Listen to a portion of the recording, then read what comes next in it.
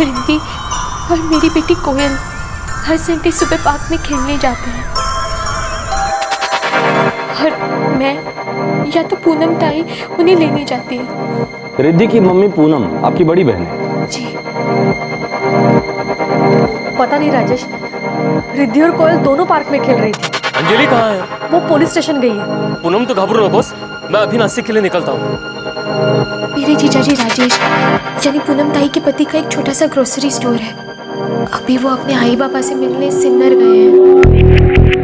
जब तुम रिद्धि और कोयल को लाने गई थी तब क्या हुआ था? वहाँ मुझे सिर्फ रिद्धि ही मिली।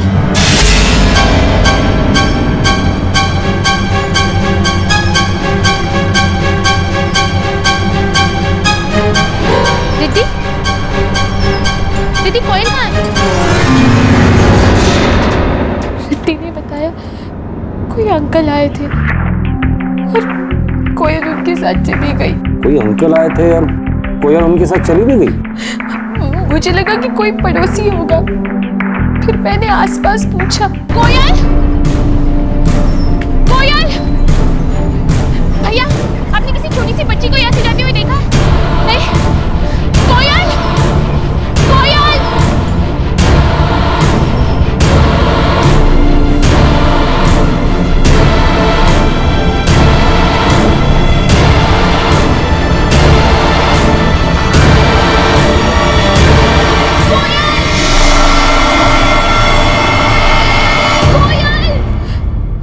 लेकिन मुझे कोयल कहीं नहीं मिली।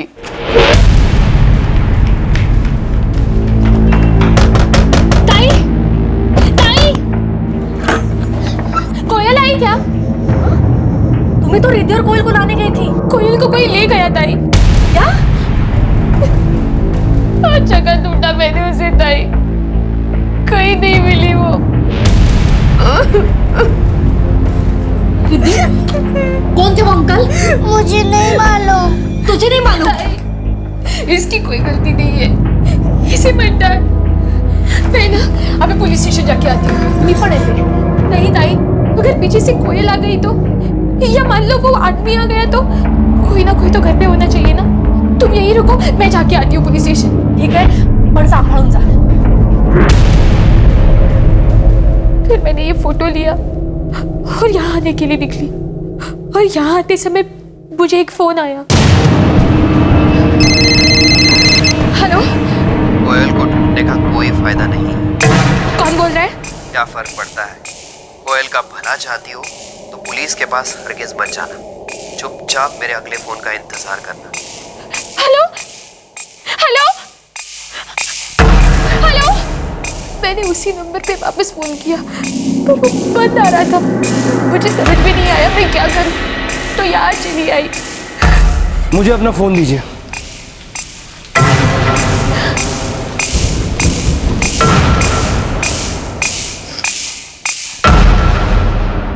तीन साल की कोयल की जिस तरह से किडनैपिंग हुई थी, उससे तो यही लग रहा था कि यह काम किसी जानकार का था, लेकिन हालात को देखकर ऐसा भी लग रहा था कि यह काम किसी अनजान आदमी का भी हो सकता था। एक पेचीदा केस, और पुलिस किडनैपर को ढूंढने और बच्ची की जान बचाने की कोशिश में जुट गई।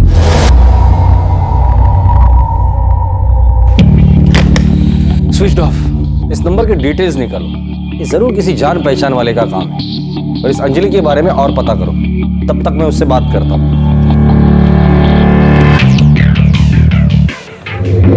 जी, पूनम मेरी बड़ी बहन है। तुम्हारे पति कहाँ हैं? हम अलग हो चुके हैं। वो कोल्हापुर में रहते हैं। जून में मैं ताई के यहाँ रहने आई थी और तब से यही। कहीं इस किडनैपिंग के पीछे तुम्हारे पति का तो हाथ नहीं?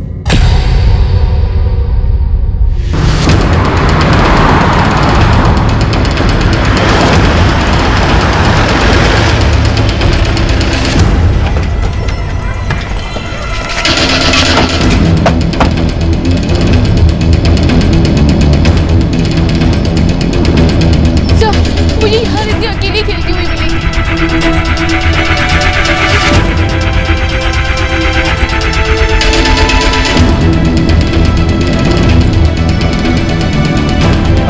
नहीं साहब, मैंने तो किसी बच्चे को साथ ले जाते हुए नहीं देखा है। तुम ये दुकान कितने बजे शुरू करते हो? सवेरे 7:30 बजे साहब।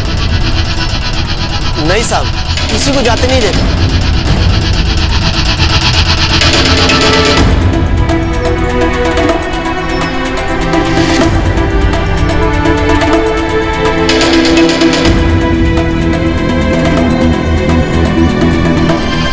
ताज्जुब की बात है, लड़की को किसी ने भी किसी के साथ बाहर जाते देखा नहीं। इसका मतलब ये आदमी जान पहचान वाला है। लेकिन सर, उस कॉलर ने अंजलि को पुलिस के पास ना जाने की धमकी दी। हो सकता है कोई अनजान हो। अंजलि और उसका परिवार पैसे वाले नहीं, जान पहचान वाले को इतना तो पता ही होगा कि ये लोग फिरौती नहीं दे पाए। देखो, अभी साफ तौर पे कुछ भी कहना मुश्किल है। सर, कोयल ना चीखी ना चिल्लाई, इससे तो साफ ही लगता है कि कोई जानकारी होगा।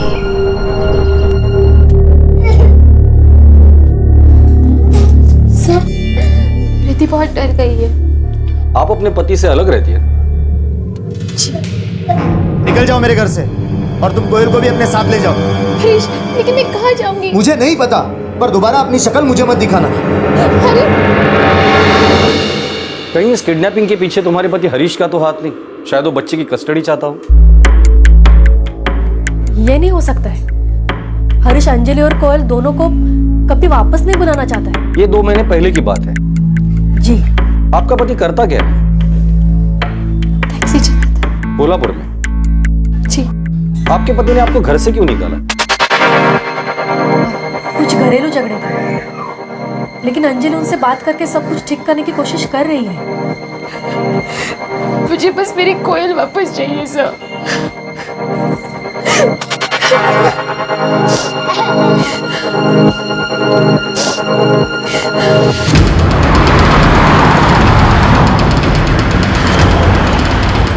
सर, अंजलि को जिस नंबर से कॉल आया था, हेलो, उसकी डिटेल्स हमें आज दोपहर तक मिल जाएगी। मुझे लगता है इस किडनैपिंग के पीछे उसके पति हरीश का ही हाथ है।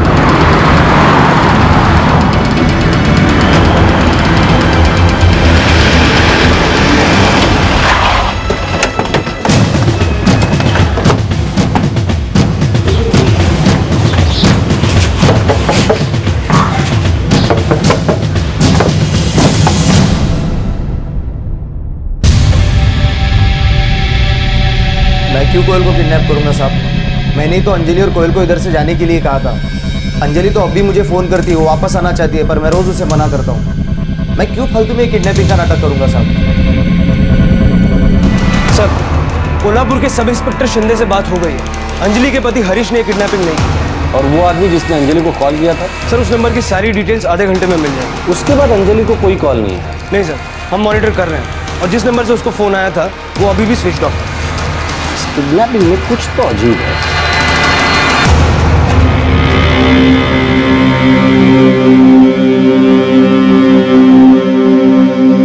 पता नहीं राजेश, रिद्धि बहुत डर गई है, कुछ बोल नहीं रही है। उसको कुछ पता नहीं कि कोयल किसके साथ गई। रिद्धि बेटा, क्या तुमने उस आदमी को पहले कभी देखा था? क्या कोयल खुद उसके पास गई थी? नहीं मालूम। क्या मतलब नहीं मालूम? तुम उसके साथ ही खेल रही थी ना?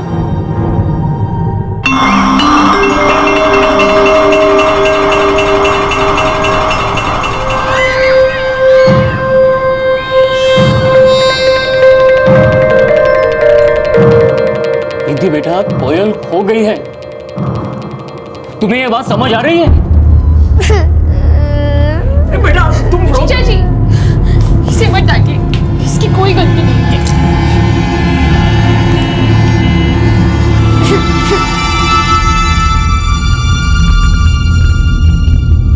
कोयल को किसी आदमी के साथ बिना शोर मचाए राजी खुशी गए अब 6 घंटे बीत चुके थे। ये आदमी कौन था?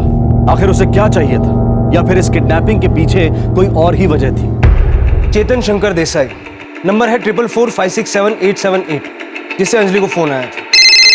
हेलो, कोयल को ढूंढने का कोई फायदा नहीं है। कौन बोल रहा है? क्या फर्क पड़ता है? कोयल का भला चाहती हो तो पुलिस के पास हरगिज मत जाना। चुपचाप मेरे अगले फोन का इंतजार करना। हेलो, है कौन वो? एड्रेस मिला उसका? 34 गोविंद नगर, मुमरा। मुमरा? ये फेक लीड तो नहीं है?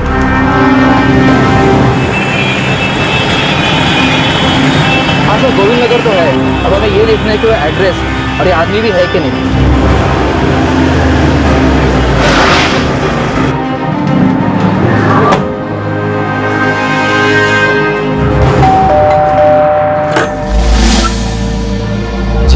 चेतन शंकर देसाई मेरा बेटा है वो। हो ही नहीं सकता, मेरा बेटा और किडनैपिंग। जरूर आप लोगों से कोई गलती हुई। 444567878 यही नंबर है ना उसका? जी। फोन बंद है। क्या बोलता साहब? मैं एक रिटायर्ड पुलिस कांस्टेबल हूँ सर। मेरा बेटा कोई ऐसी गलती नहीं कर सकता। जरूर आप लोगों से कोई गलत फहमी हुई है। चेतन है कहाँ अभी? जी नासिक। नासिक में कहाँ? अपनी बहन के घर। मेरी बेटी निमिषा अपने पति के साथ रहती है वहाँ। उनका एड्रेस? चेतन शंकर देसाई नाम का आदमी है। उसके पिता एक कांस्टेबल थे। 1 साल पहले वॉलंटरी रिटायरमेंट लेके 2 साल से मुंब्रा में रह रहे हैं। अभी ये चेतन है कहाँ? सर उसके माता पिता ने बताया कि वो अपनी बहन निमिषा और जीजा प्रदीप कुंते के साथ यही नासिक में गुरुदेव नगर में रहता है। गुरुदेव नगर?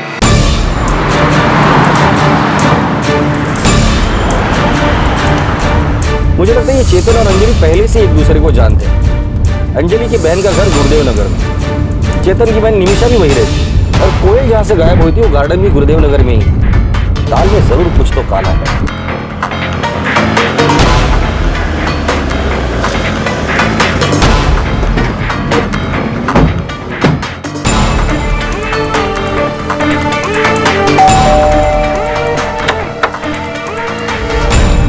निमिषा कुंटे जी। चेतन आपका भाई है? जी हाँ, चेतन तो सुबह से बाहर गया है। उसका फोन बंद आ रहा है। पता नहीं, मैंने उसे फोन नहीं किया। वो यहाँ क्यों आया है? मेरा घर है, मेरा भाई है वो। इसमें अजीब क्या है? आप चेतन को क्यों ढूंढ रहे हो? एक 3 साल के बच्चे के किडनैपिंग के सिलसिले में हम लोग उसे ढूंढ रहे हैं। क्या? सर आपको कोई गलतफहमी हुई है। चेतन ऐसा कभी नहीं कर सकता। क्या आप लोग कोयल की माँ अंजलि और उसकी बहन पूनम को जानते हैं? अरे देवा। क्या हुआ? क्या आप जानते हैं उन्हें? जी।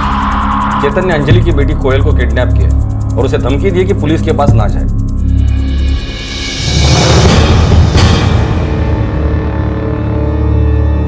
ये माजरा क्या है?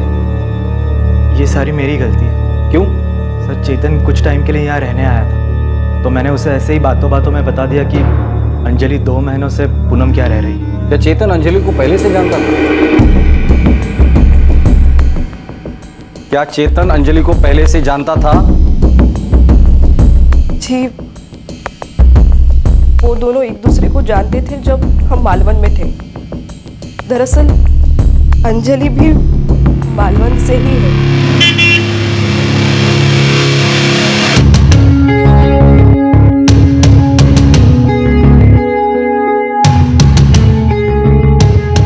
अंजलि और चेतन के बीच रिलेशन क्या था? वो एक दूसरे को पसंद करते थे। लेकिन सर चेतन किसी को किडनैप नहीं कर सकता।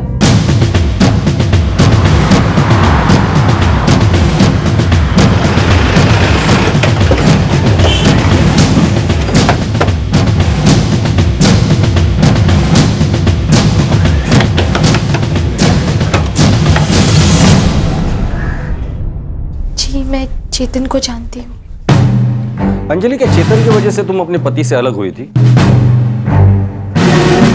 देखो अंजलि, हमें लगता है कि तुम कुछ छिपा रही हो। अगर चेतन ने बच्ची को किडनैप किया और उसके बाद उसने तुम्हें फोन किया था तो तुमने उसकी आवाज तो जरूर पहचानी। हेलो अंजलि, बता दो सच क्या है? अब पुलिस को यकीन हो गया था कि दाल में जरूर कुछ काला है। अब जब वो कॉलर, उसकी पहचान, उसका नंबर, सब कुछ पता चल चुका था तो ये बात जाहिर थी कि कुछ ऐसा था जो अंजलि जानती थी लेकिन सबसे छिपा रही थी। ये जानते हुए भी कि कोयल को किसने किडनैप किया है, अंजलि ये बात सबसे क्यों छिपा रही थी? मैं बताते हुए डर रही थी। ताई ने मुझे कभी दोबारा चेतन से बात करने के लिए मना किया था। और तुम्हें पता था कि उसकी बहन यहीं कहीं आसपास रहती है और वो अपने बहन के घर आया हुआ था। पसंद है ना? इसके बाद हम येलो वेफर्स लेंगे और फिर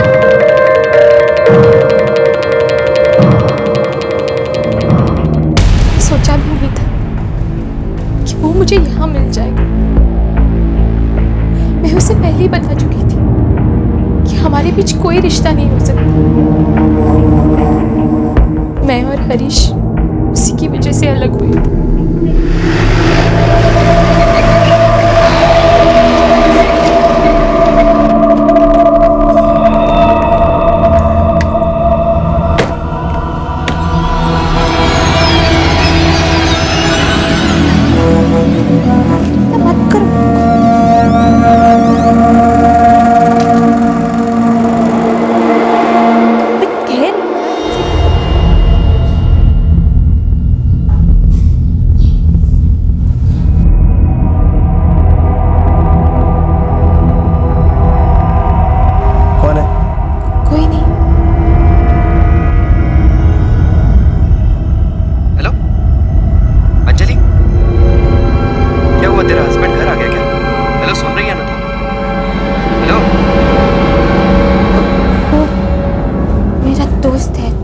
चेतन। कोई दोस्त ऐसे नहीं पूछता है कि तुम्हारा पति घर आ गया क्या? वो सिर्फ तुम्हारा दोस्त नहीं हो सकता। हरीश, मेरा यकीन मानिए, अब वो सिर्फ मेरा दोस्त है। मतलब पहले कुछ और भी था क्या?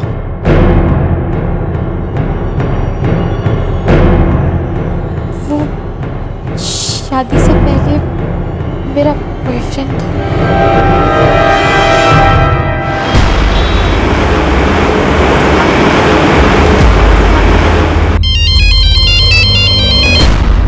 हेलो, चेतन देसाई। आप बोलते हैं? हरीश सोनावने। हरीश सोनावने? अंजलि का हस्बैंड। हाँ बोलो। मेरी वाइफ के साथ तुम्हारा क्या चल रहा है? देखो, सीधा सा सवाल पूछा है, एक मर्द के जैसे सीधा सा जवाब दो। मैं अब भी अंजलि से बहुत प्यार करता हूँ, और सच बोलूं तो वो तुमसे प्यार नहीं करती। उसे तुम्हारे साथ जबरदस्ती शादी करनी पड़ी थी, और अगर तुम्हें सच में उसकी खुशी की परवाह है तो उसे जाने दो। मैं अब भी उसे बहुत चाहता हूँ। निकल जाओ मेरे घर से। हरीश, लेकिन मैं कहाँ जाऊंगी? मुझे नहीं पता। मैं चेतन को बोल रही थी, समझा रही थी उसे कि छोड़ दो मुझे, भूल जाओ मुझे। अब मेरी जिंदगी में सिर्फ मेरी बच्ची और मेरे पति है। पहले से ही मेरी जिंदगी में काफी परेशानियां खड़ी कर चुका था। मैं अपने पति को समझाने की और सब कुछ ठीक करने की कोशिश कर रही थी। बस बहुत पसंद है ना? इसके बाद हम येलो वेफर्स लेंगे और फिर अंजलि, कैसी है तू? ठीक नहीं हूँ। क्यों आए हो यहाँ? अंजलि, वो तुझे छोड़कर जा चुका है, और देख, मैं आज भी तुम्हारे इंतजार में यहाँ खड़ा हूँ। तो तुमने पक्का मन बना लिया है? देख चेतन, मैंने तुझसे सिर्फ एक दोस्त के नाते बात की थी। मैं अभी भी अपने पति हरीश के साथ रहना चाहती हूँ, समझा? हाँ, लेकिन वो तुम्हें वापस नहीं बुलाना चाहता है। और अंजलि, मैं आज भी तुमसे बहुत प्यार करता हूँ अंजलि। अंजलि,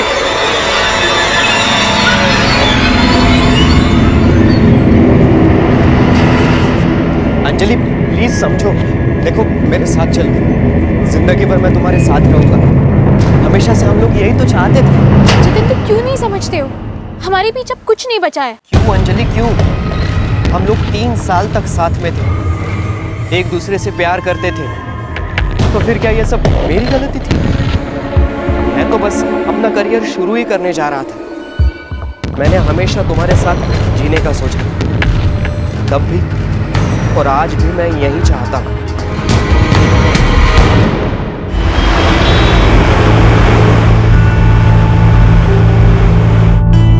काका, मैं छोटा हूँ, बस अपना करियर शुरू ही करने जा रहा हूँ। हाँ, लेकिन मैं आपसे वादा करता हूँ कि मैं अंजलि का बहुत अच्छे से ख्याल रखूंगा। मैं उससे बहुत प्यार करता हूँ। चेतन, तुम बहुत छोटे हो। जिंदगी इतनी आसान नहीं है जितना तुम समझते हो। काका, आप ऐसे मत कीजिए। देखिए, मैं उससे बहुत चाहता हूँ। तुम करते क्या हो? बस आवारागर्दी? नहीं आई मैं चेतन को 3 साल से जानती हूँ। तो अब इसे भूल जाओ। हरीश अच्छा लड़का है और अच्छा खासा कमाता भी है। देखिए, मुझे आप बस थोड़ा सा टाइम दे दीजिए। मैं अपना काम ढूंढ लूंगा और फिर अंजलि से शादी करूंगा। देखो बेटा, अब और मुश्किलें मत करो। ये अंजलि के लिए ठीक नहीं होगा, ना हमारे लिए। ये सब बचपन की बात है, सब भूल जाओ। हरीश के साथ अंजलि की शादी हमने तय कर दी है।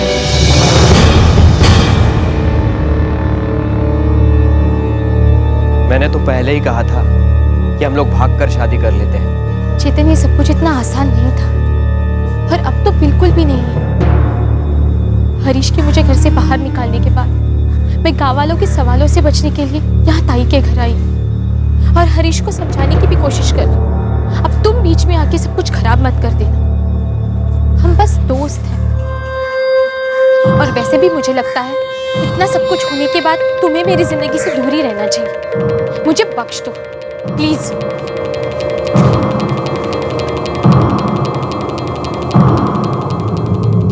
पर वो माना ही नहीं, मेरे पीछे पड़ा रहा। मैं डर गई थी। चेतन ने तुम्हारी बेटी कोयल को किडनैप किया है? हाँ, उसी ने किया है। अंजलि, उस वक्त एग्जैक्टली क्या हुआ था?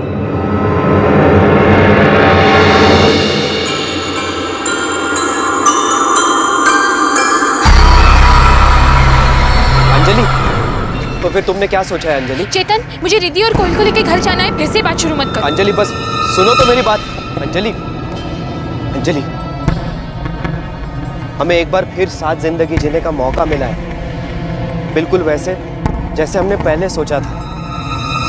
हमारी किस्मत में यही लिखा था। रिद्धि, अरे क्या हुआ? अच्छा रुक जा।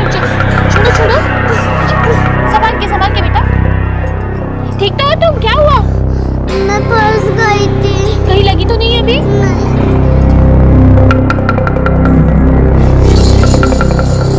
चलो चप्पल कहाँ रखी है? देर हो रही है। हाँ चलो जल्दी से पहनो, देर हो रही है ना, घर जाना है।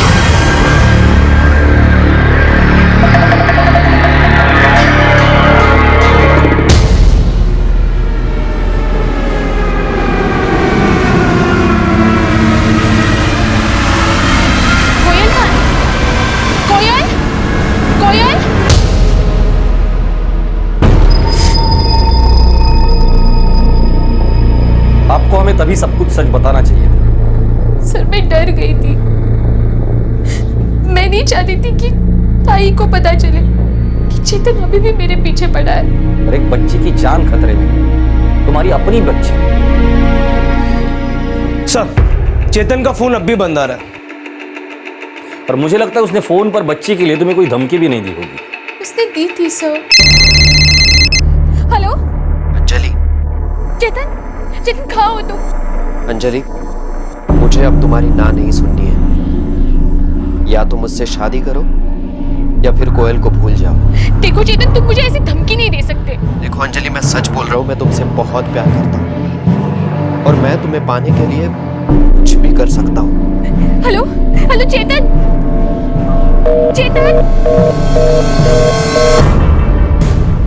मुझे नहीं लगता कि चेतन बच्ची के साथ कुछ करेगा, लेकिन फिर भी उसकी धमकी को हमें लाइटली नहीं लेना चाहिए। मुझे मेरी बच्ची सही सलामत वापस चाहिए। देखो, चेतन ने दोबारा तुम्हें फोन नहीं किया और हम लोग अभी तक उसका फोन ट्रेस नहीं करता है, लेकिन हम लोग उसे ढूंढ लेंगे और तुम्हारी बेटी सही सलामत तुम्हारे पास लेकर आएंगे।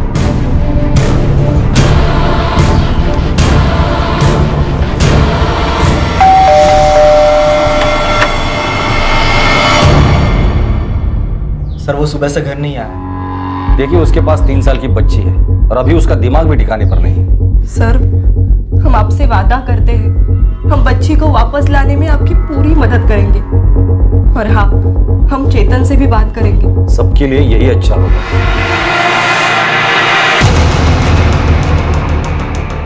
सर, इस चेतन को अगर लगा कि उससे कुछ नुकसान हो सकता है तो कोयल मुसीबत में पड़ सकती है। हमें चेतन से बात करनी चाहिए और उसे समझाना चाहिए कि वो जो कुछ भी चाहता है वो इस तरह से मुमकिन नहीं होगा। वो दोबारा फोन करेगा। उसे पता नहीं चलना चाहिए कि पुलिस तुम्हारे साथ। वो जो कहे मानती है। उसे बोलो कि अगर वो तुम्हारी बेटी को अपनी बेटी की तरह अपनाने के लिए तैयार है तो तुम उसके साथ रहने के लिए तैयार है। हमें बस हर हाल में उससे कोई भी बेवकूफ़ी करने से रोकना। एक प्रेमी पागलपन पर उतारू था, जिसकी वजह से एक 3 साल की बच्ची की जान खतरे में थी। सब उम्मीद कर रहे थे कि वो फोन करेगा, लेकिन रात हो गई थी और उसका कोई कॉल नहीं आया था। डर अब बढ़ता जा रहा था।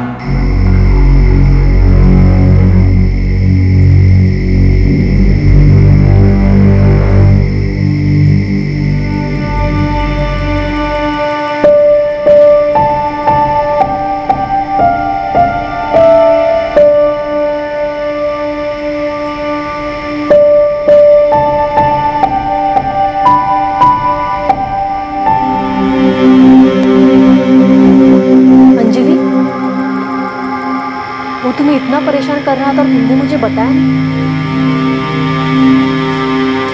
मुझे नहीं पता था ताई कि बात किस हद तक आगे बढ़ जाए।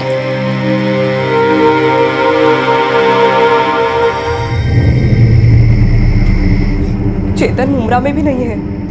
ये सारी मेरी गलती थी। मुझे उसे बताना ही नहीं चाहिए था कि अंजलि अपनी ताई पूनम के यहाँ। क्या कर दिया उसने? सर, चेतन का फोन अब भी बंद आ रहा है। आखिर वो चाहता क्या है? उसके माँ बाप के मुमरा के घर और उसकी बहन के यहाँ के घर के बाहर निगरानी रखी जा रही है सर। वो कहीं और छिपा हुआ है। सर, सभी थानों में खबर कर दी है। गेस्ट हाउस में लुकआउट के लिए लोग लगा दिए हैं। समझ नहीं आ रहा कि आखिर वो छिपा कहाँ है।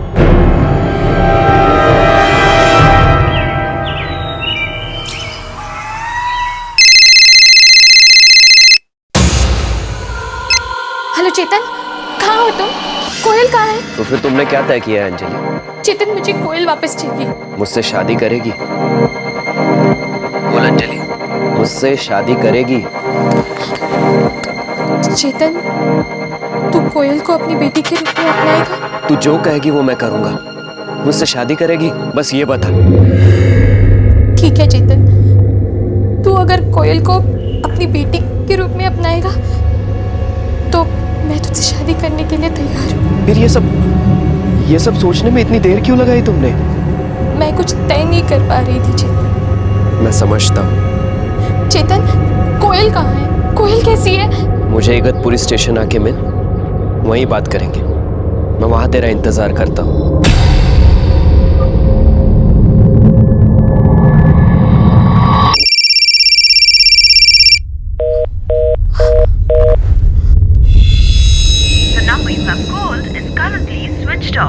ताई, इसने फोन बंद कर दिया है। चलो पुलिस को बताते हैं, वही बताएंगे कि आगे क्या करना है।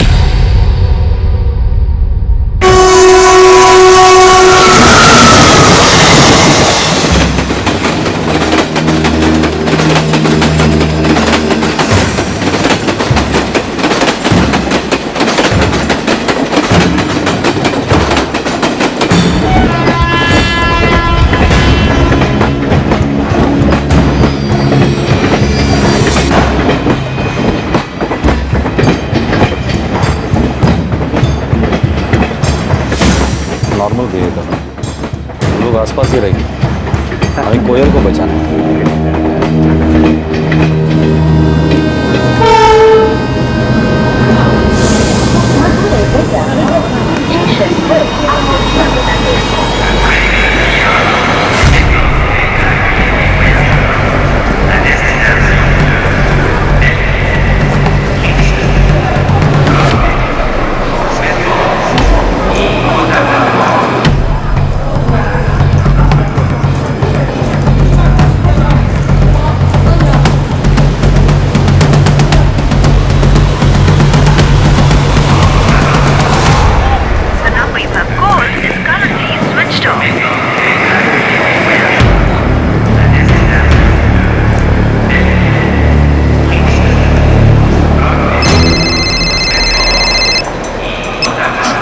चेतन, कहाँ हो तुम? तुम अकेली आई हो या पुलिस को साथ लेके आई हो?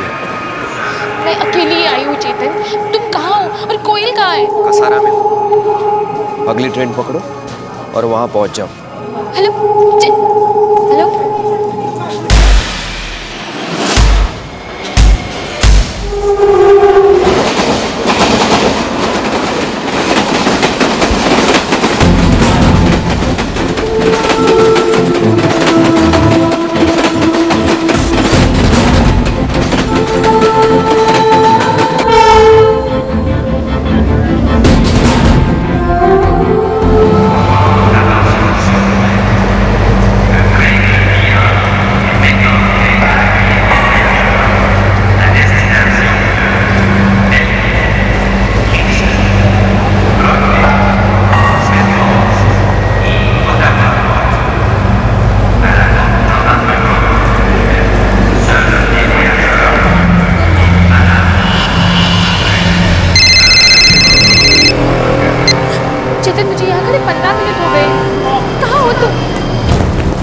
मैं तुम्हारा इंतजार कर रहा हूँ यहाँ।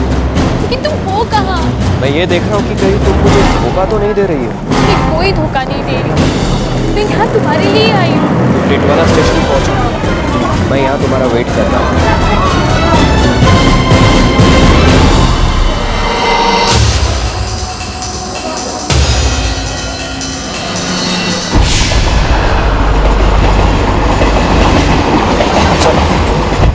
ये आदमी क्या खेल खेल रहा है हमारे साथ? वो कंफर्म कर रहा है कि अंजलि अकेली ही है या नहीं। उसके फोन का लोकेशन पता चला? ट्रैक कर रहे हैं सर, इधर कुछ पक्का पता नहीं।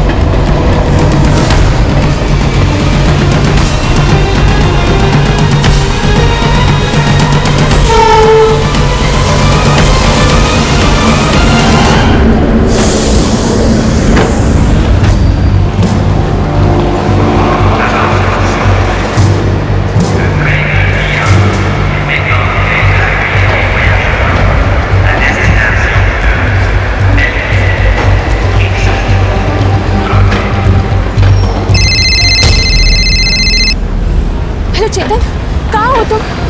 क्या खेल खेल रहे हो मेरे साथ चेतन? खेल नहीं है, टेस्ट है तेरा। बस एक और टेस्ट। क्या मजाक लगा रखा है मेरे साथ चेतन? डोंबिवली स्टेशन पहुंचे, मैं तुझसे वहां मिलता हूँ।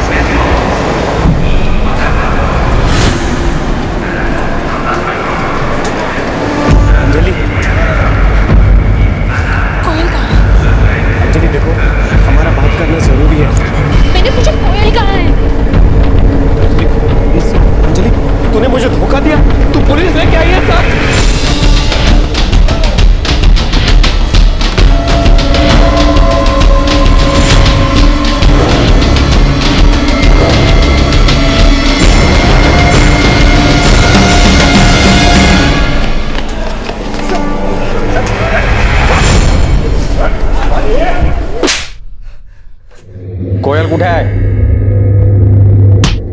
चेतन, मैंने पूछा कोयल कहाँ है? चेतन बोल मेरी बच्ची कहाँ है? हाँ? बोलो चेतन मेरी बच्ची कहाँ है? बोल मेरी बच्ची कहाँ है चेतन? चेतन बोल! कोयल कहाँ है? भागी जा। तूने मुझे फिर से धोखा दिया। साले, बता दे बच्ची कहाँ है, वरना हड्डियां तोड़ के हाथ में रख दूंगा मैं। मैंने कोयल को मार दिया।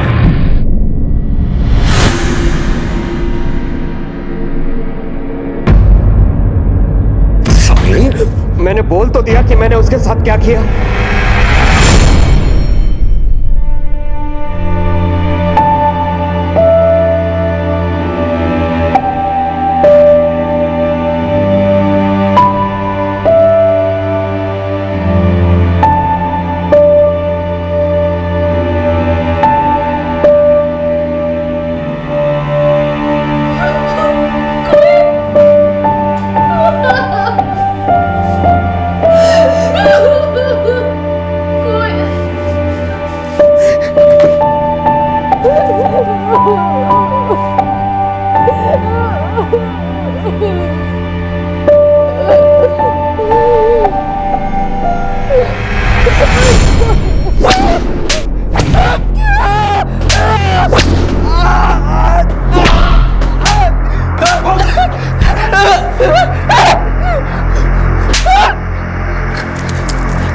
बॉडी कहाँ है? बॉडी कहाँ है? मैंने उसे नहीं मारा। बच्ची कहाँ है? डोंबिवली स्टेशन के पास एक नाई की दुकान पे छोड़ा था मैंने उसे।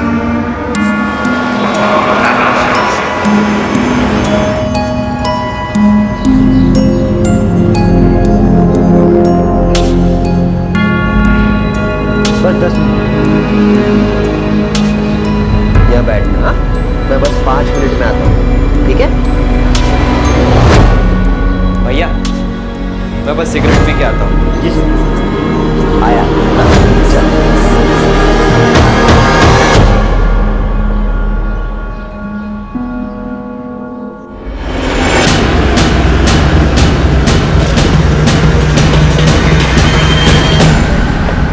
आज सुबह कोई लड़का आया था यहाँ 3 साल की बच्ची के साथ।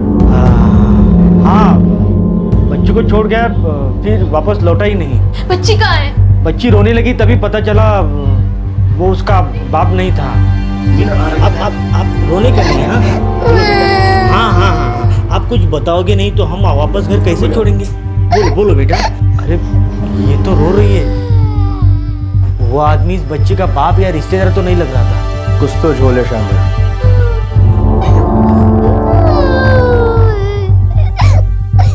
अभी बच्ची कहाँ है? मैंने पुलिस स्टेशन जाके बच्ची को सौंप दिया। मुझे कोई लफड़ा नहीं चाहिए था। कौन सा पुलिस स्टेशन?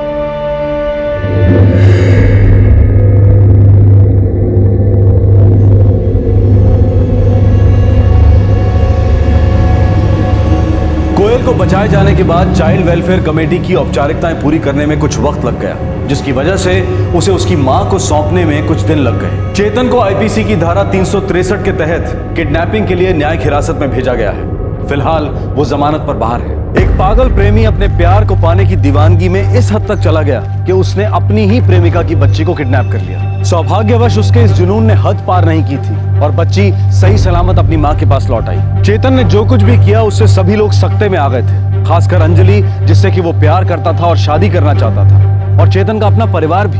कभी कभी किसी के लिए प्यार और उसका ख्याल रखने का जज्बा अपनी हदें पार कर जाता है और वो एक रिश्ते के दायरे से आगे बढ़ के एक जुनून बन जाता है। और यही जुनून कभी कभी पागलपन के उस मकाम तक पहुंच जाता है जब इंसान को भले बुरे का पता चलना बंद हो जाता है और उसका अपनी ही हरकतों पर से नियंत्रण खो जाता है। जब किसी की चाहत उसका जुनून बन जाए, जब उसका वास्तविकता से और समझदारी से नाता टूट जाए, तो वो जुनून खुद उसी इंसान को तबाह कर देता है। ऐसे में असलियत का सामना करना, सच्चाई को स्वीकार करना हार मानना नहीं होता, बल्कि वो तो उस पागलपन पर, उस दीवानगी पर पाई गई एक जीत होती है। हमारे आज के एपिसोड की दूसरी कहानी।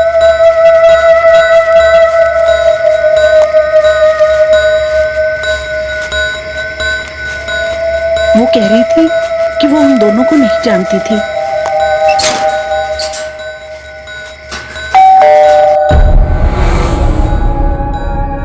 उसने आई होल में से उनको देखा था। वो दोनों उसकी बेटी से मिलने आई थी।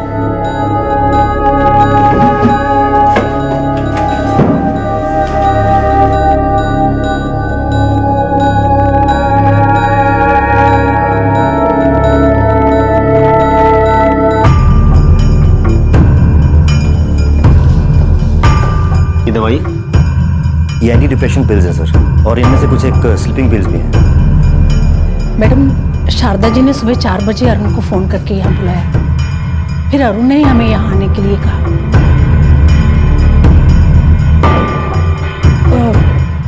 शारदा जी को अभी भी नहीं पता कि उनकी बेटी मर चुकी है।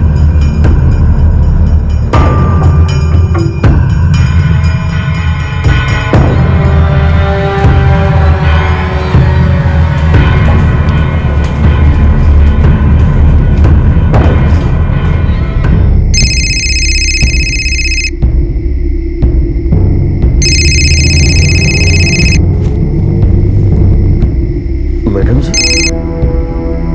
हाँ मैडम जी। अरुण।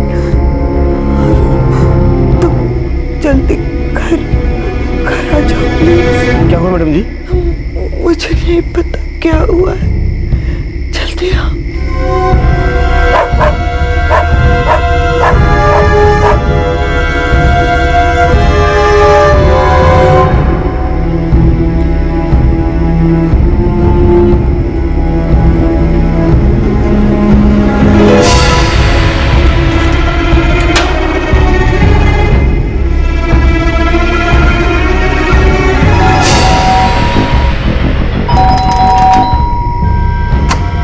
कौन है साहब? अरुण। क्या इतनी सुबह? शारदा मैडम को फोन आया था, उनके घर कुछ हुआ है। क्या हुआ है? पता नहीं साहब, वो बहुत घबराई हुई थी। मुझे बहुत डर लग रहा है साहब। आइए साहब। चाबी है तेरे पास? हाँ साहब, चाबी है मेरे पास। आइए चलो।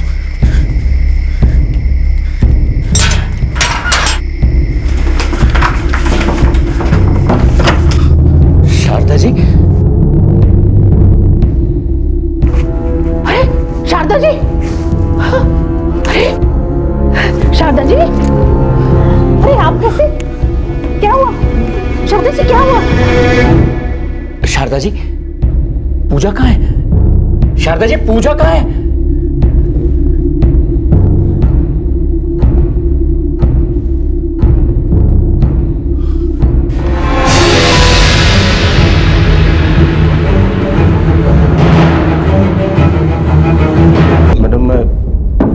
शारदा मैडम और भूपेंद्र साहब का ड्राइवर हूँ। मैं घर का छोटा मोटा काम भी करता हूँ। मेरे पास घर की एक चाबी हमेशा रहती है। भूपेंद्र मतलब मिसेस शारदा आनंद के पति? जी मैडम। अभी वो कहाँ है? भूपेंद्र साहब पूजा के छोटे भाई राजेश के साथ मैडम की माँ को देखने रोहतक गए हैं। उनकी माँ की तबीयत खराब।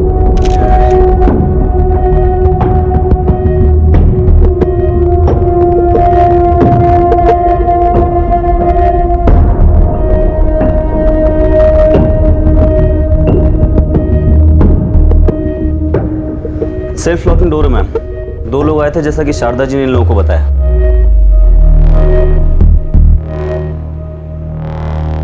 जो काम करने आए थे वो किया और फिर जाते जाते दरवाजा बाहर से बंद कर दिया होगा। मैडम, घर में चोरी हुई है। अलमारी, तिजोरी सब खुला पड़ा है और खाली है। Any fingerprints? नो मैम, पूरे घर में किसी के फिंगरप्रिंट्स नहीं मिले। मैडम जी, मैंने भूपेंद्र जी को खबर कर दी है और वो वापस आने के लिए निकल भी चुके हैं। पर समझ में नहीं आ रहा शारदा जी को कैसे बताएं, उनकी बेटी मर चुकी है।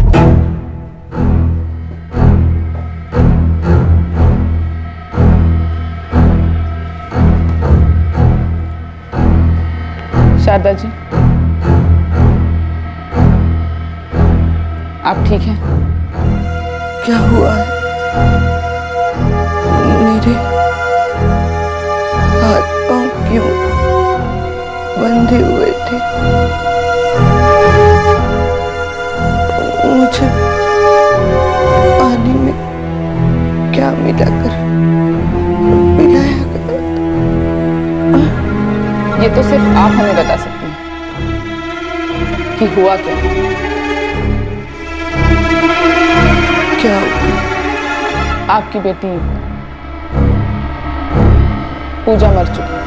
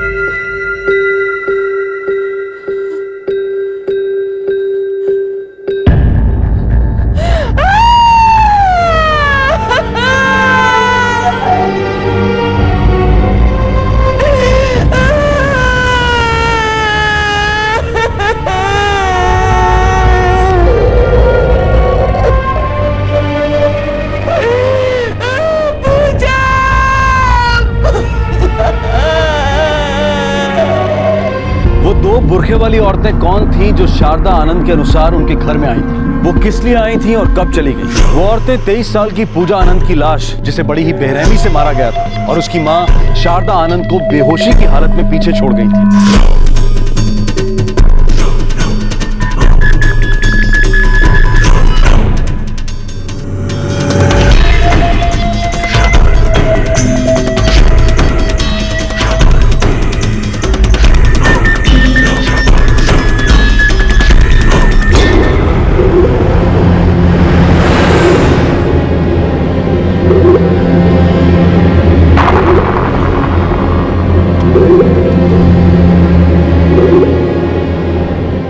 मिसेस शारदा आनंद अब कैसी है?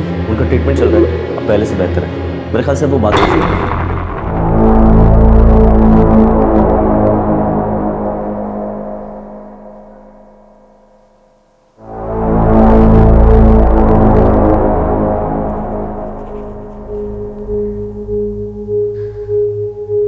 मेरे ख्याल से 9:45 बज रहे थे। मैं टीवी देख रही थी।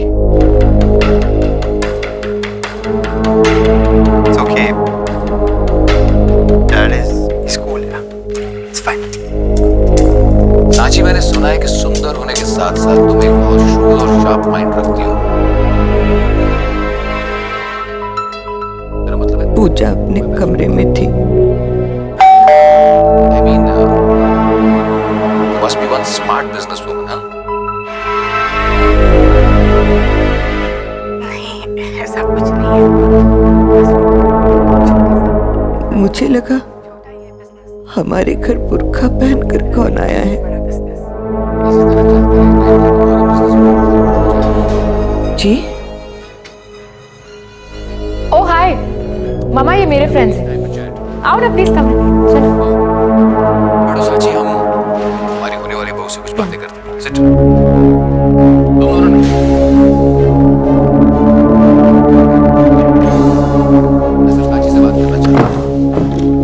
पूजा उन्हें लेकर अपने कमरे में चली गई। मैं फिर टीवी देखने लगी। लगभग आधे घंटे बाद 10:15 बजे शायद पूजा अपने कमरे से बाहर आई। मामा, आपने दवाई ली? हाँ बेटा।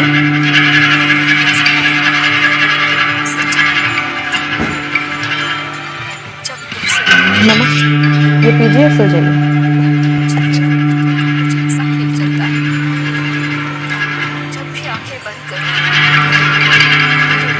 थैंक यू बेटा।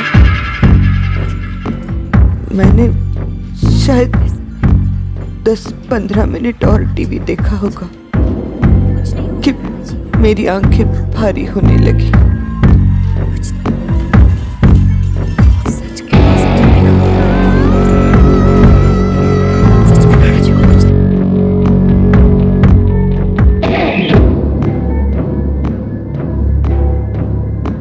मुझे चक्कर आने लगे।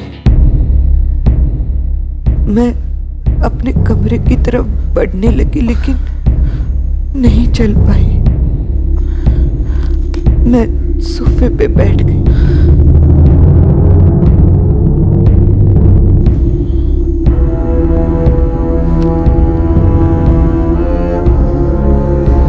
पता नहीं कब मेरी आंख लग गई।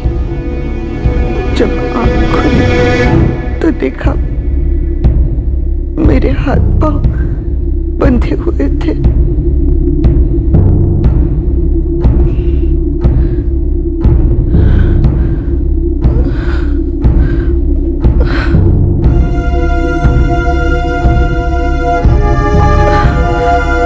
मेरा सर भारी था। किसी तरह से मैंने अपने हाथ खोले।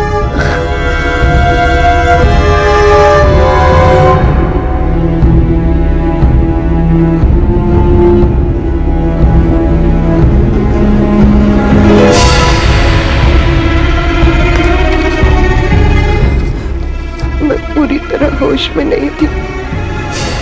किसी तरह से मैंने अरुण को फोन लगाया और उसे घर बुला लिया।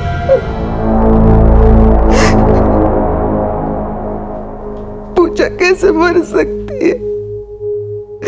वो मुझे पानी देने आई थी। ऐसा क्यों किया उन लोगों ने? क्यों मेरी बेटी को मार डाला? क्यों? आपको जरा सा भी अंदाजा है वो दो औरतें कौन थी?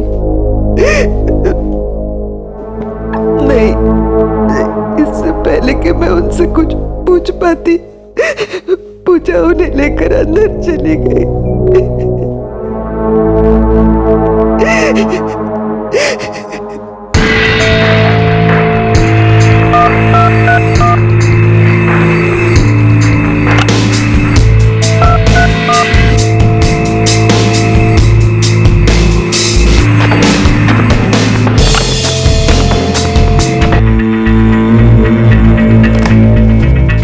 पूजा के कॉल लिस्ट में या फिर फ़ोन बुक में किसी भी मुस्लिम लड़की का नाम नहीं है सिवाय एक नाम के, और वो एक लड़के का नाम है शाहिद अनवर।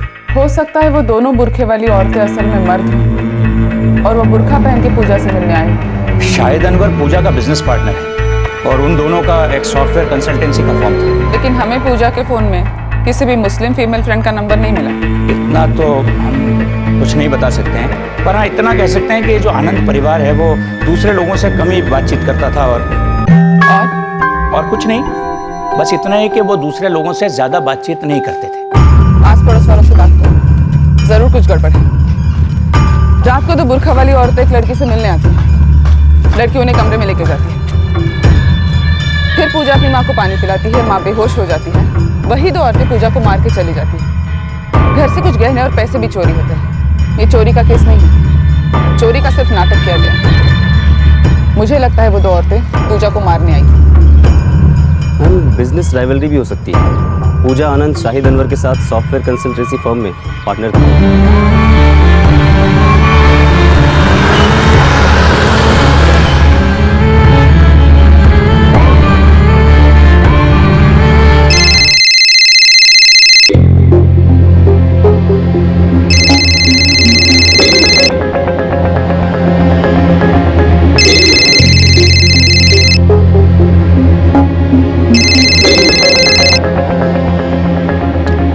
शाहिद अनवर, बात कर रहा हूँ। डीसीपी अमृता बख्शी। क्या आप जानते हैं आपकी पार्टनर पूजा आनंद का खून हो चुका है? क्या? कब? मुझे आपसे कुछ बात करनी है। सच कहूं तो वो लोग ज्यादातर लोगों से अलग ही रहते थे और इसकी वजह थी उनकी बेटी पूजा। क्यों? पूजा के साथ ऐसी क्या प्रॉब्लम थी? सर वो कुछ अलग तरह की लड़की थी, लड़कों से काफी घुल मिल जाती थी, काफी फ्रैंक नेचर की थी और बोल्ड थी। सर वो ड्रिंक भी करती थी। हाँ सर, मैंने कई बार उसे देर रात को नशे की हालत में धुत घर लौटते हुए देखा था।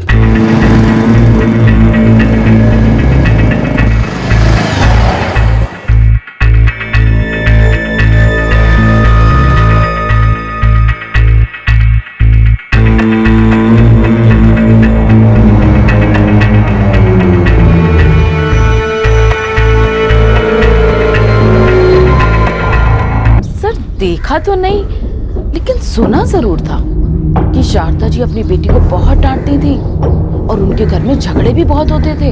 आपने देखा नहीं लेकिन सुना जरूर है। किससे? सर रचना से। उनके घर में जो नौकरानी है ना, मेरे घर में भी वही काम करती है। I am still shocked. मुझे तो अभी यकीन नहीं हो रहा है। शाहिद, कल रात 6 जनवरी 2014 को आप कहाँ थे? चंडीगढ़ में था। वहाँ मेरी क्लाइंट प्रेजेंटेशन थी। आप वहाँ कब तक थे? लगभग 9:30 बजे रात तक मैं प्रेजेंटेशन में था।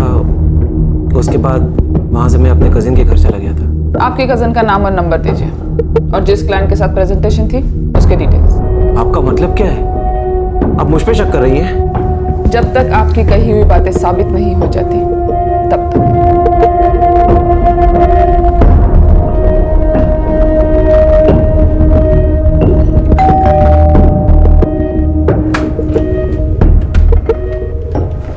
अब्बास शेख जी, आप शाहिद की कज़न हैं? जी हाँ, लेकिन बात क्या है? पूजा और मैं पिछले 1.5 साल से साथ में काम कर रहे थे। पूजा आपकी बिजनेस पार्टनर कब बनी? 8 महीने पहले मैंने पूजा को अपना बिजनेस पार्टनर बनाया था। वो अपने काम में अच्छी थी और कई अच्छे क्लाइंट्स लेकर आई थी। और मैं आपको एक बात और बताना चाहता हूँ। बताइए। पूजा और मैं एक दूसरे से प्यार करते थे और इस साल के एंड में शादी भी करने वाले थे। साल के एंड में शादी करने की कोई खास वजह? दरअसल हम लोग पूजा के डाइवोर्स का वेट कर रहे थे। उसके माँ बाप भी ये जानते हैं कि हम लोग शादी करने वाले थे। पूजा के husband, I mean ex husband, उनका नाम क्या था? कौशल। मैं उसे पर्सनली तो नहीं जानता, लेकिन इतना पता है कि पूजा के साथ कॉलेज में था। बोला अवतार। मैम शाहिद सच बोल रहा था। कल रात वो अपने कजन के घर पे ही था और वो क्लाइंट प्रेजेंटेशन वाली बात भी सच है। ठीक है।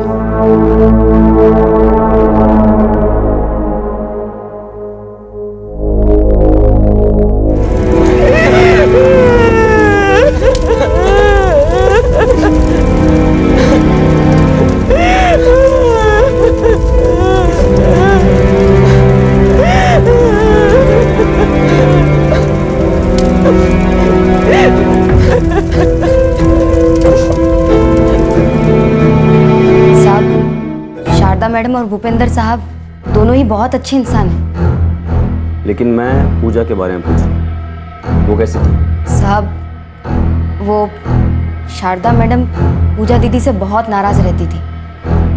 अब क्या बोलूँ साहब, उनकी बेटी उनकी एक भी बात नहीं मानती थी। ये मेरी लाइफ है मामा, मुझे जैसे जीना है वैसे जीने दीजिए प्लीज। पूजा तुझे कुछ समझ नहीं आता है। तू खुद को बर्बाद कर रही है, हर रात ड्रिंक करके आती है। अरे क्या हो गया है तुझे? मामा मैं जानती हूँ मैं क्या कर रही हूँ, अपने आप को संभालना आता है मुझे। एक बार गलती हुई इसका ये मतलब नहीं कि बार बार गलती करती रहूंगी। और हाँ मैं कोई बच्ची नहीं, इसलिए जो कर रही हूँ जैसे जी रही हूँ वैसे जीने दीजिए प्लीज।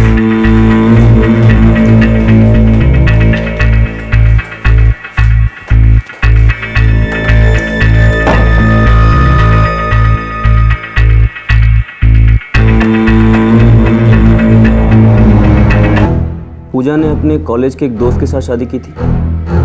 हाँ साहब, भागकर शादी की थी दोनों ने। और मैडम जी इस बात से बहुत नाराज थी, पर क्या कर सकती थी साहब, आखिर में हार कर उनको मानना ही पड़ा। ये शारदा जी उस शादी से इतनी नाखुश क्यों थी?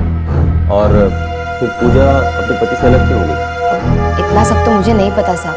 ये पूजा अपने पापा भूपिंदर के काफी करीब थी। साहब और मैम साहब दोनों ही पूजा दीदी से बहुत प्यार करते थे साहब। पूजा थोड़ी डिफिकल्ट चाइल्ड थी, वो दूसरे बच्चों से ज्यादा इंडिपेंडेंट पर लापरवाह थी। लेकिन हम दोनों से बहुत प्यार करते थे। बुर्खा पहने दो औरतें आई, आपके बेटे को मारा और चली। आपकी बेटी उन्हें जानती थी, शायद उसी ने उन्हें बुलाया था। लेकिन आपकी बेटी के फोन रिकॉर्ड्स में ऐसा हमें कोई भी क्लू नहीं मिला जिससे हमें यह पता चल सके कि उसने किसी को फोन करके बुलाया था। ऐसा कोई कॉल नहीं जिस पे हम शक कर सकें। किसी दोस्त को कुछ भी पता नहीं, किसी को भी नहीं। भूपेंद्र जी, क्या आपको किसी पे शक है? आपने कौशल और पूजा की शादी के बारे में हमें कुछ नहीं बताया। उसमें बताने जैसा बचा ही क्या है, वो शादी तो वैसे भी टूट चुकी थी। क्यों? हमें तो सिर्फ इतना पता है कि आप दोनों उनकी शादी से खुश नहीं थे। मैं एक बिजनेसमैन, अच्छा खासा नाम है मेरा। शारदा को कौशल का और पूजा का मिलना जुलना अच्छा नहीं लगता था। वो हमारी क्लास का नहीं था। शारदा को लगता था कि कौशल हमारी बेटी के लायक नहीं, लेकिन पूजा ने भी ठान ली थी और उन दोनों ने भागकर शादी कर ली। इस शादी को स्वीकार करने में शारदा को बहुत वक्त लगा, लेकिन हुआ वही जिसका शारदा को डर था। वो दोनों एक साथ खुश नहीं। पूजा ने कौशल को छोड़ दिया। कहीं ऐसा तो नहीं है कि कौशल पूजा से बदला लेना चाहता था? आई मीन, आपकी बेटी की मर्डर की वजह तो नहीं हो सकती है?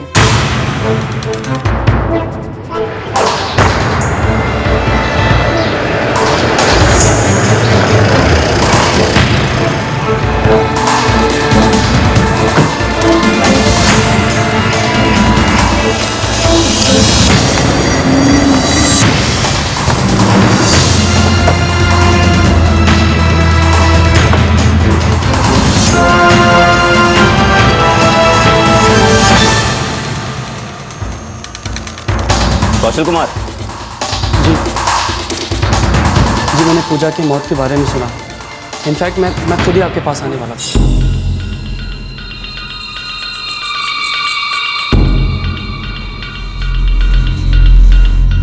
पूजा को क्यों मारा? क्या मैम क्या कह रही हैं आप? मैं तो अभी पुणे से लौटा हूँ, अपने कज़न के साथ था। वहाँ जब टीवी पे पूजा की मर्डर की न्यूज़ सुनी तो मैं तुरंत वापस लौट आया। आखिर वो मेरी वाइफ थी। Ex wife. Pooja already divorce के लिए फाइल कर चुकी थी। डिवोर्स हुआ नहीं था। मैं तो यही कोशिश कर रहा था कि वो हम लोग फिर से एक साथ हो जाएं। और जब आप नाकामयाब हुए तब आपने उसे मार डाला। मैं पूजा से प्यार करता था। तो फिर मिस्टर कौशल वो आपको छोड़कर गई क्यों?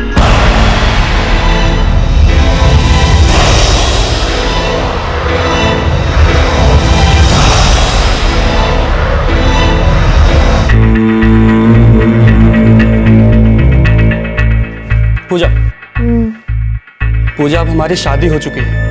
हाँ, जो एक बहुत बड़ी गलती थी। पूजा तुम ऐसे सारा टाइम घर के बाहर नहीं घूम सकती। तुम भूल गई हो कि मैं तुम्हारा हस्बैंड हूँ और यहाँ पर वेट कर रहा हूँ। मैं जब भी घर लौटता हूँ तुम हमेशा घर से बाहर रहती हो। हर दूसरी रात कहीं ना कहीं पार्टी कर रही होती हो और पार्टी के बाद तुम्हें हमेशा नए नए लड़के घर छोड़ने आते हैं। ये बहुत गलत है पूजा। गलत है तो ठीक है, मैं ये शादी तोड़ देती। वैसे भी मैं इतनी बोरिंग जिंदगी नहीं जी सकती। वो हर चीज अपनी शर्तों पर अपने ढंग से करना चाहती थी। लेकिन इसका मतलब ये नहीं है कि तुम उसे मार डालो। ये आप क्या कह रही हैं मैम? वो मुझे छोड़कर चली गई, लेकिन मैंने कभी उसे अपने दिल से नहीं निकाला था। मैं आपको कैसे बताऊं, मैं उससे बहुत प्यार करता था। दो लोग घर में आए। पूजा ने अपनी माँ को एक गिलास पानी दिया और माँ को नींद आ गई। क्या ऐसा हुआ होगा कि तय कुछ और था और हुआ कुछ और? जो नजर आ रहा था वही हुआ था, या फिर हुआ कुछ और ही था लेकिन अब तक नजर नहीं आया था? मैम, शाहिद की फोन रिकॉर्ड्स क्लीन है। शक करने वाली कोई बात नजर नहीं आई। और कौशल भी उस रात पुणे में था अपने कजन के साथ। मैंने खुद उसके कजन से बात की और फोन रिकॉर्ड से भी कंफर्म किया। पूजा के फादर भूपेंद्र आनंद के फोन रिकॉर्ड्स में भी कुछ अटपटा नहीं लगा। हाँ, शारदा जी को 6 जनवरी 2014 को रात 10:20 पर एक फोन आया था। किसका? उनके ड्राइवर कम सर्वेंट अरुण का। लेकिन ये बात ना ही हमें शारदा जी ने बताई, ना ही अरुण ने। अरुण के पास हमेशा घर की एक चाबी रहती है और वो ये अच्छी तरह से जानता था कि घर में पूजा के पिता या भाई दोनों भी नहीं।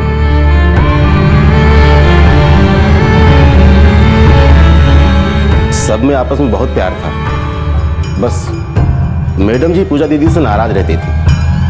अक्सर दोनों में झगड़े होते थे। और इसकी वजह थी पूजा का लाइफस्टाइल, उसका अपने ढंग से जीना। हाँ मैडम, अब पूजा दीदी मैडम की कोई बात नहीं मानती थी। वो उनके कहे का हमेशा उल्टा ही करती थी। और भूपेंद्र जी, उनको अपनी बेटी की लाइफस्टाइल से कोई प्रॉब्लम नहीं थी? सर जी, मैडम जी के स्वभाव से थोड़ा अलग स्वभाव के हैं। उनको जल्दी गुस्सा नहीं आता, पर मैडम जी को लगता था कि पूजा दीदी अपनी जिंदगी बर्बाद कर रही है। वो ड्रिंक भी करती थी और उनमें बहुत सी ऐसी आदतें थी जो मैडम को पसंद नहीं थी।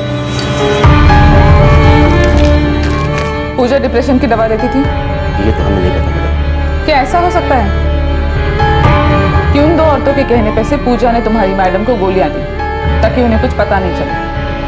फिर उन दो औरतों ने पूजा को धोखा दिया और मार डाला और घर से पैसे और गहने चुरा के भाग गई। हो सकता है मैडम।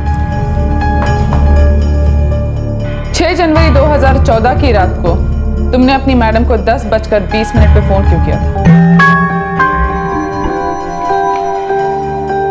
ये बात तुमने हमें नहीं बताई।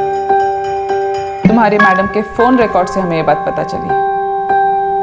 हाँ, किया था। क्यों? मैडम, मैं दूध लेने बाहर गया था। मैं मैडम के घर के पास ही रहता हूँ। आते आते देखा कि मैडम के घर के बाहर कार खड़ी थी।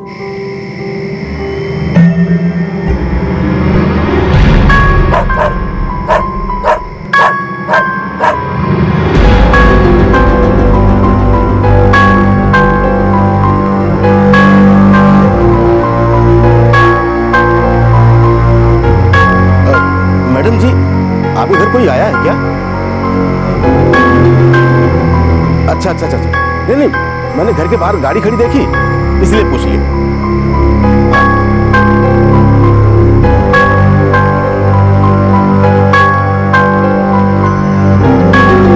घर के बाहर गाड़ी का खड़ा है, इसमें ऐसी अजीब बात क्या है जो तुमने उन्हें फोन करके बताया? सर जी रोहतक गए थे, तब घर पर मैडम और दीदी थी, इसलिए पूछा था। तुमने गाड़ी देखी, तुम्हें चिंता हुई, तुमने फोन किया और उसी रात को खून हुआ। मैडम, अगर मुझे जरा भी शक होता कि कुछ गलत हो रहा है या होने वाला है तो मैं तुरंत उनके घर पहुंच जाता, पर जब मैडम ने कहा कि चिंता की कोई बात नहीं है, ऐसे ही कोई मिलने आया है, तो मैंने सोचा कोई जान पहचान वाला ही होगा। कार कौन सी थी?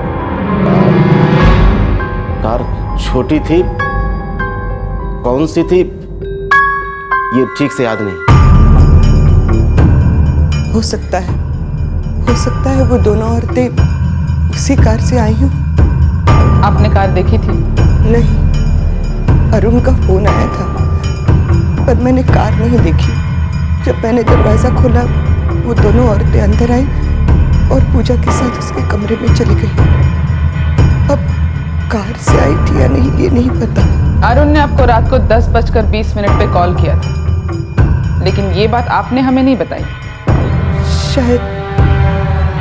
शायद बात दिमाग से निकल गई। A to Z खोद डाला मैडम, कहीं कोई गड़बड़ नहीं है, कोई सुपारी नहीं दी गई है। बाहर का कोई आदमी? अब तक तो ऐसा कुछ भी सामने नहीं आया, लेकिन पूजा के बारे में आपने जो कुछ भी पता किया है एकदम सही है। ड्रिंकिंग करना, पार्टी करना, ये सब उसका शौक था। और ये भी सच है मैडम कि उसकी अपनी माँ के साथ नहीं पड़ती थी, और उनके कंसल्टेंसी फर्म को लेकर भी कोई पंगा नहीं था मैडम। पार्टनर के साथ अच्छी दोस्ती थी और काम में भी आड़ा तिरछा डीलिंग नहीं था। मैम, पूजा की पूरी कॉल लिस्ट को स्कैन किया, कहीं कोई छोटा सा भी ऐसा क्लू नहीं जिससे पता चले कि वो दो औरतें कौन थी।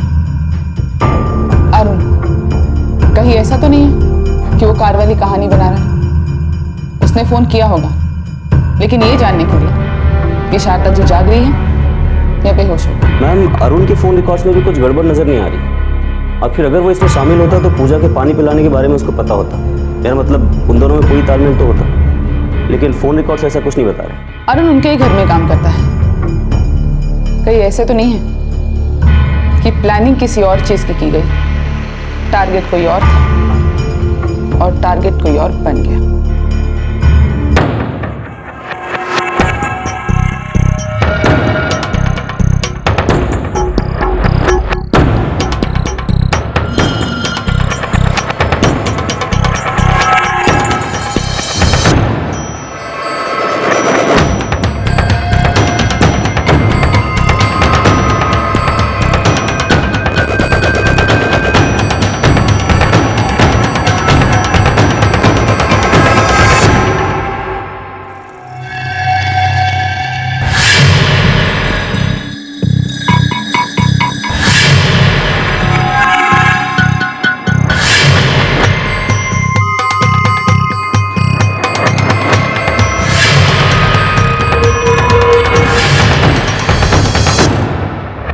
शारदा जी को अभी भी नहीं पता कि उनकी बेटी मर चुकी है।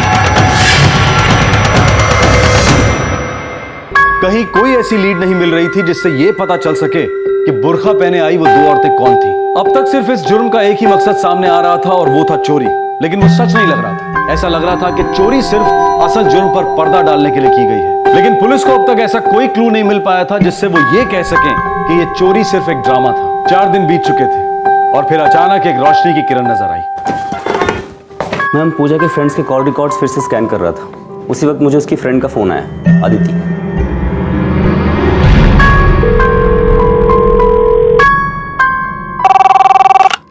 Hello, sub inspector Avtar Singh.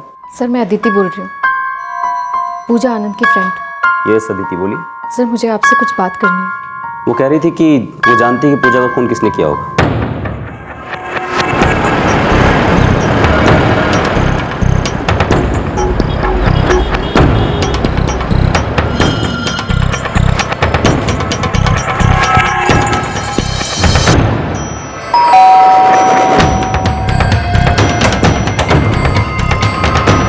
तुम जानती हो पूजा के घर में आई हुई वो 2 औरतें कौन थी?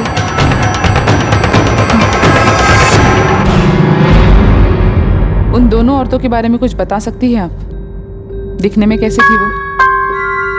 मैं जानती हूँ उन्होंने बुर्के पहन रखे थे, लेकिन उनके कदकाठी का अंदाजा तो आ गया होगा आपको। वो तुरंत ही पूजा के साथ उसके कमरे में चली गई थी।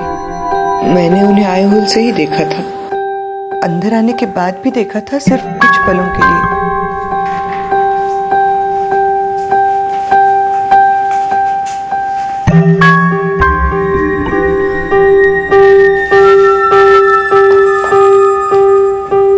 ये मेडिसिन बॉक्स हमें पूजा के रूम से मिला था।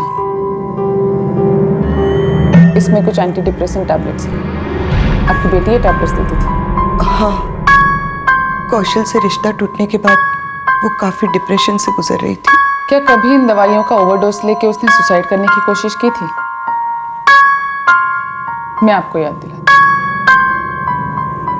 करीब 2 महीने पहले इन दवाइयों का ओवरडोज लेके उसने सुसाइड करने की कोशिश की थी, लेकिन ये बात ना ही आपने और ना ही आपके पति ने हमें बताना जरूरी समझा।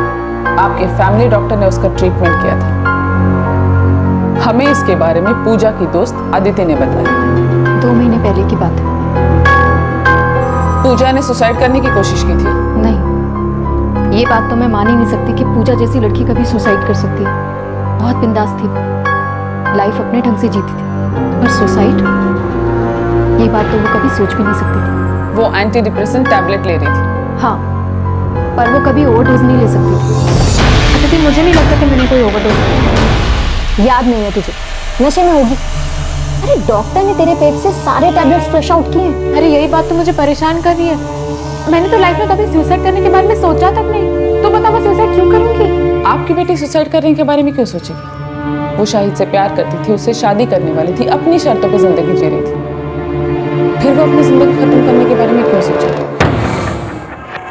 ओवरडोज था, या तो सुसाइड करने के इरादे से लिया था या फिर शायद गलती से। आप एक डॉक्टर हैं, आपको पता होगा कि उस हालत में उसकी मौत हो सकती है। आपने पुलिस को इन्फॉर्म क्यों नहीं किया? मैंने भूपेंद्र जी और शारदा जी को बताया था। अगर उन्होंने इन्फॉर्म नहीं किया तो आपने करना चाहिए। हमें पुलिस को बता देना चाहिए था, गलती की हमने। और पहली गलती शारदा जी, पूजा को लग रहा था कि इस सब का कनेक्शन उस चाय से है जो उस दिन उसने पी थी, जिस दिन ओवरडोज की वजह से उसे एडमिट किया गया था। अदिति, मुझे लगता है उस दिन जो मैंने चाय पी थी उसमें शायद। कौन सी चाय?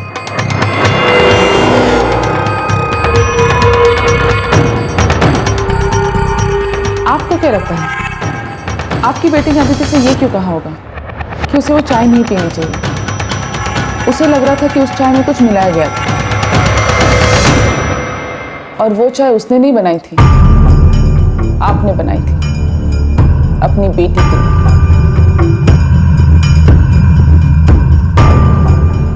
पूजा बेटा, तुम्हारे लिए चाय लाई हूं। कल रात तुम फिर देर से आई।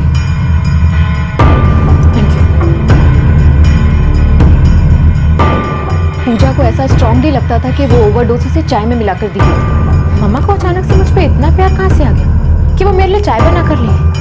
अदिति, उस दिन तो मुझे कुछ समझ में नहीं आया, लेकिन अब समझ में आ रहा है कि मम्मा मेरे लिए चाय क्यों बना कर लेती थी। आपके कहने का ये मतलब है कि मैंने पूजा की चाय में नीम की गोलियां मिलाई थी? नहीं, ये मैं नहीं कह रही, ये आपकी बेटी को लगा था, लेकिन उसे ये लगना बिल्कुल नॉर्मल है, क्योंकि आपसे ये लाड प्यार वो बिल्कुल एक्सपेक्ट नहीं कर रही थी। वो मेरी बेटी थी। फिर आपने अपनी बेटी को क्यों मारा? मैं अपनी बेटी को क्यों मारूंगी? क्योंकि आप उससे नफरत करती थी। फिर भी थी तो वो मेरी ही बेटी ना। लेकिन आपको उसके जीने का रंग ढंग बिल्कुल पसंद नहीं था। आपको उसका आपकी मर्जी के खिलाफ जाना बिल्कुल पसंद नहीं था। आपको तो उसके और कौशल की शादी भी मंजूर नहीं थी, और आखिर हुआ वही जो आपने पहले ही कहा था। वो अलग हो गए, लेकिन फिर भी आपकी बेटी ने अपने जीने का रंग ढंग नहीं बदला। आपके मुताबिक वो कभी सुधर ही नहीं सकती थी। फिर उसने शाहिद से रिश्ता जोड़ लिया, वो उससे शादी करना चाहती थी, लेकिन आपको ये रिश्ता भी मंजूर नहीं था, क्योंकि वो आपके धर्म का नहीं था। इसका मतलब ये तो नहीं कि मैं अपनी ही बेटी को मरवा दूंगी। सॉरी, मैंने कहा आपने अपनी बेटी को मार डाला, मैंने ये नहीं कहा कि आपने अपनी बेटी को मरवा डाला। ये नया एंगल तो आपने हमारे सामने रखा। मिसेस शारदा आनंद, आपने चाय में दवाई का ओवरडोज देकर अपनी बेटी को मारने की कोशिश की, और जब आप नाकामयाब रही तब आपने उसका गला घोटने की कोशिश की।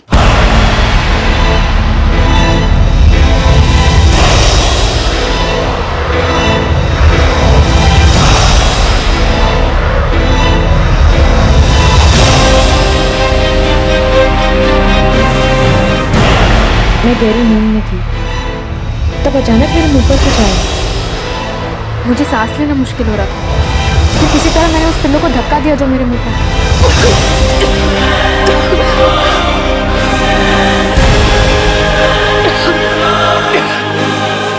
पूजा पूरी तरह से हिल गई। वो इस बात को मान ही नहीं पा रही थी।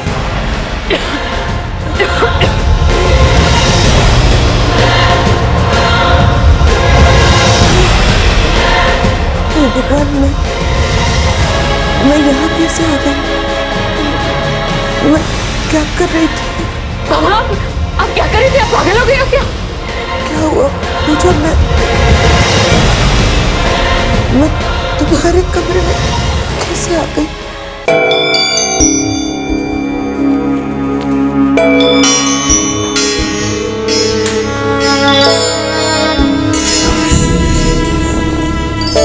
क्या हो रहा है? लगता है मम्मा नींद में चलते हुए मेरे कमरे तक आ गई।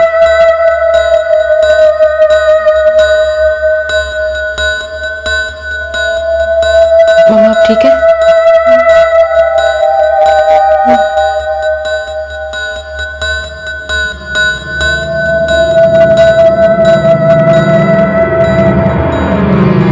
पूजा का जीने का अपना ही अंदाज था। उसे पता था कि उसकी मौत से तंग आ चुकी और उसकी जान लेना चाहती। फिर भी उसने ये बात अपने घर वालों के साथ शेयर नहीं की। और उसे ये भी पता था कि उस रात उसकी माँ नींद में चलकर उसके कमरे में नहीं आई थी।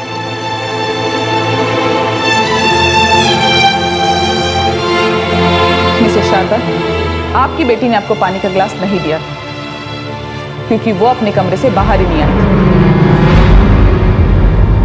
थी। ये सारी कहानी आपने बनाई है।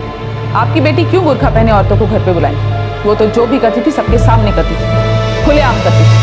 उसने कभी भी किसी से कुछ भी नहीं छुपाया। छुपा तो आप रही है मिसेस शारदा आनंद। वो बुर्खा, औरतें, पानी, सब कुछ आपकी बनाई हुई कहानी है, हमें गुमराह करने के लिए। असलियत तो ये है कि उस रात आपके घर में कोई औरत नहीं आई थी। हाँ, एक आदमी जरूर आया था और शायद उसके साथ एक और भी, जिनके लिए आपने दरवाजा खोला।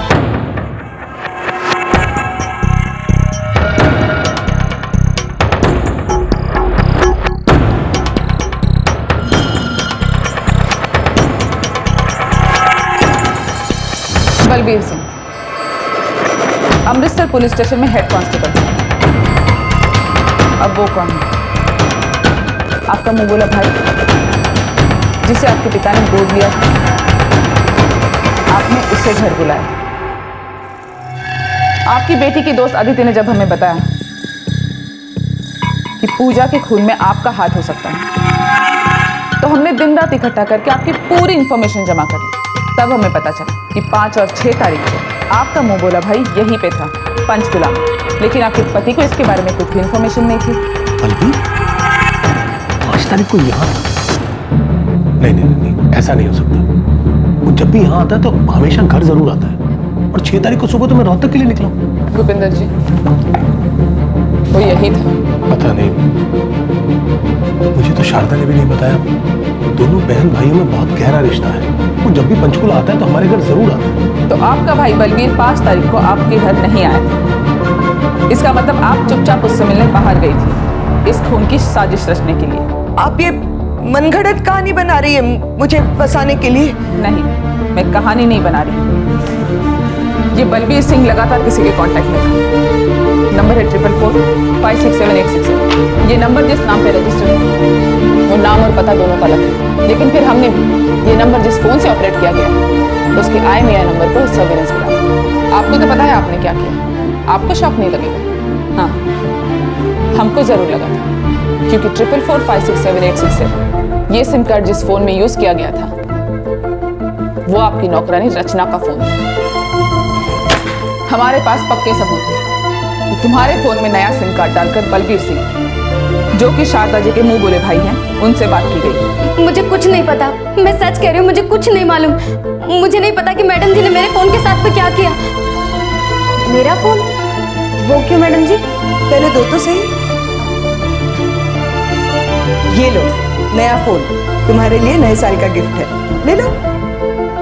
और इस नए सिम से आप लगातार आपके भाई बलबीर सिंह के कांटेक्ट में थी उस रात तक जिस रात आपकी बेटी पूजा का खून हुआ। और सबसे जरूरी सबूत, जिस रात आपकी बेटी पूजा का खून हुआ उस रात आपके नए सिम का लोकेशन और आपके भाई बलबीर सिंह के फोन का लोकेशन एक ही था, और वो था आपका घर। मिसेस शारदा आनंद, आपने अपनी बेटी का खून करवाया, उसकी साजिश रची, और इस सारे नाटक की प्लानिंग भी आपने की।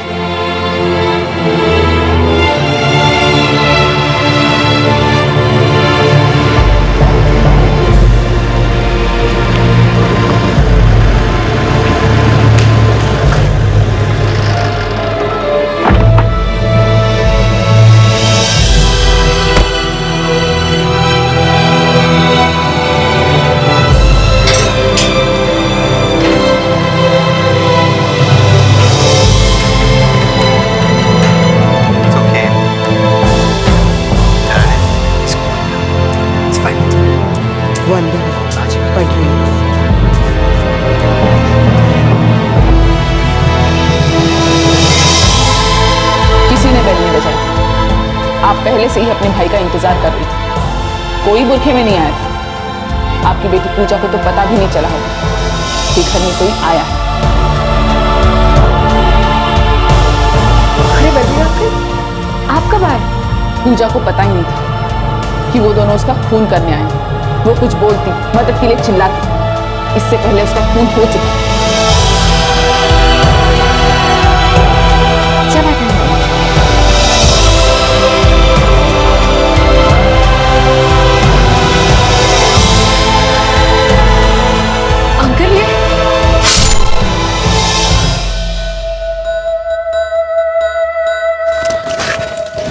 ये सब रख लो, वो गहने भी ले लो।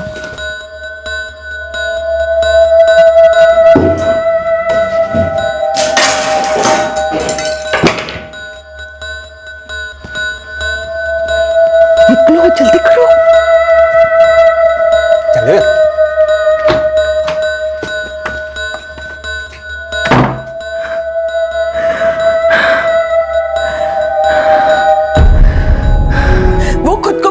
कर रही थी, खुद की जिंदगी खत्म कर रही थी वो। तो इसका मतलब ये है कि आप उसकी जान ले लें। वैसे शारदा, उसे जीने का पूरा हक था, चाहे वो जैसे भी जिए। वो जानती थी वो क्या कर रही है। वो गलत आदतों में पड़ चुकी थी, अपनी जिंदगी बर्बाद कर चुकी थी वो, पहले उस कौशल के साथ और फिर उस शाहिद के साथ।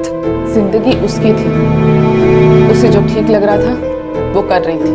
वो बालिग थी, आप नाखुश थे क्योंकि आपको उसकी लाइफस्टाइल पसंद नहीं। आप नाराज थी क्योंकि वो आपकी मर्जी के खिलाफ जा रही थी। आप उस पर रोक लगाना चाहती थी। आप चाहती थी वो वैसे जिए जैसे आप चाहती थी। आपको लगा कि वो जिंदगी में गलतियों पे गलतियां करती जा रही है और आपने उसकी गलतियां सुधारने की थी। उसी को मिटाकर आप उसकी गलतियां कैसे सुधारने वाली थी मिसेस आनंद? ये कैसा करेक्शन है? आपकी बेटी जैसे भी जी रही थी, वो किसी का नुकसान तो नहीं कर रही थी।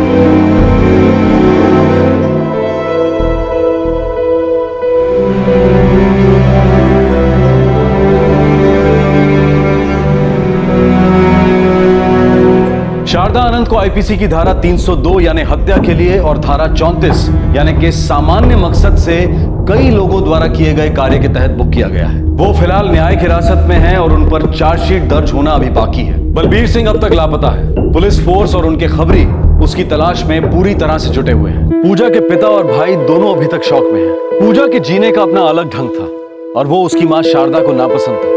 लेकिन क्या पूजा गलत थी?